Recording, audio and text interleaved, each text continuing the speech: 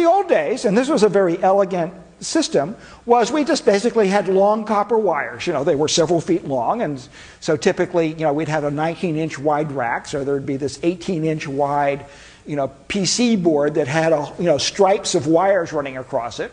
And we would use those to transmit information in parallel from one card to another that we'd all plug into the backplane. So that would be a very simple way of getting expandability. And, you know, we'd have information, we'd distribute power that way, so each card, some of the traces of the backplane, you know, big fat ones, would be devoted to making sure, getting the, you know, 5-volt power supply to each of the cards I would plug in.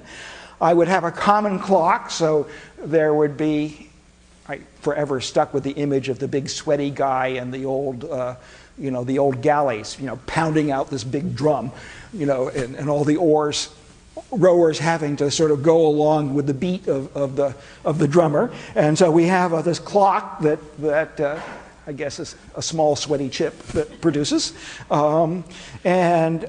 Everybody uses that as the basic heartbeat for how to communicate information from one place to another in the system. So that's the way these things were organized. And in fact, if you have tens of nanoseconds, it's still a very convenient way because it turns out to be sort of, it's a simple, understandable communication mechanism, and it's low cost in the terms of electronics. Okay, and so to give you a sense of how that might work, here's the sweaty drummer here, and we're going to use both edges of the clock. We have one edge in which the sender changes what they're doing, and another edge that's called the assertion edge. So at the rising edge of the clock, whoever is trying to send information of bus puts new information that cycle for that clock cycle onto all of these parallel wires. And so that might include a signal saying, I want to start a transaction. It might include some information about the type of transaction, or read or write. You know, what address am I trying to get to? And in the case of something like a write, maybe it's, I'll give you some write data. In the case of a read, I'd be waiting for the slave that was addressed by this transaction to drive the data lines. The slave, on the other hand, waits for a while, and at the falling edge of the clock would basically look at the signals to decide what to do. And so the slave basically looks at the signals at the falling edge and says, aha. And so how do we choose the time between the assertion edge and the sample edge? Well, that time was chosen to take into account all the sort of vagaries of what it takes to transmit information down these, you know, multi-inch wires. All the sort of complications having to do with, you know, reflections off of impedance mismatches and just time of flight on the wire. And we want everybody to see the same information, but they don't all get it at the same time. Right? So this was just sort of a systematic way of saying, look, I'm going to give, you know, 37 nanoseconds for the information to get everywhere in the system, and then everybody will look at it at the same time. And a lot of work, by the way, went into making sure that the clock edge arrived everywhere at the same time, which is sort of a separate engineering issue. And finally, there was with these sort of protocols where the, you know, one component is communicating to another component. You have to take into effect what happens when, say, the addressed component has failed or isn't there.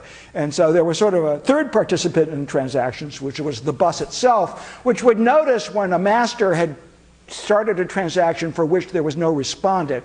And the system would eventually say, oh, you don't seem to be getting an answer, so I guess I'll answer and say, you didn't, you know, error. So that would be one way in which the CPU could distinguish, the master could distinguish between a transaction that was taking a long time from a transaction that had failed because of a missing thing. So the bus sometimes had its own role to play, in a little bit of its own logic. So this worked pretty well in an era in which the bus transactions could be 100 nanoseconds or 50 nanoseconds. It didn't work much.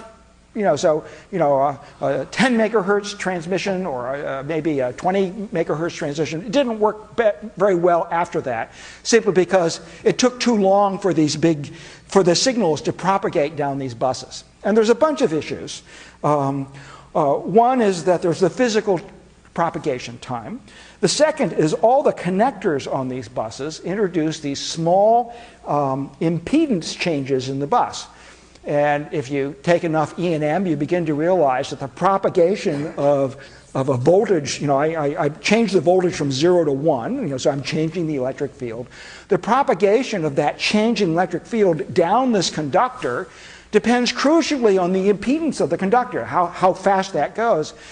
And more critically, if there's a change in the impedance, a little bit of the energy of that transition actually reflects off of that and starts traveling, making its own journey around the bus.